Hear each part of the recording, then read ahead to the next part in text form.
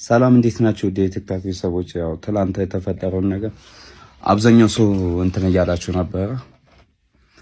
የተፈጠረው ያው እንደዚህ ነው። ቴክስት አላየሁትም ነበር የመጀመሪያውን።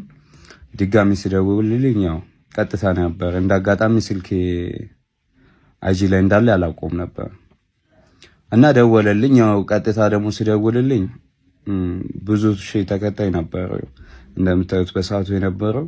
ያ ሰው ሁላ እየደወለልኝ ነበር። እዛ ጋር ስልክን እየወሰደ እየደወለ በብዙ መንገድ እያስጨነቁኝ ነበር። በዛን ሰዓት ስልኬን አጥፍቼ ድጋሚ መግባት አልቻልኩም። ምንም ፋታ አላገኘሁትም እና በዛ ምክንያት ነው የተፈጠረው። ያው ዛሬ ላይ ባለው በዛ አጋጣሚ አሁን የማገኝበት አጋጣሚውን ላመቻቸው። እስኪ ከተመቻቸ ዛሬ እምትሰው ይሆናል።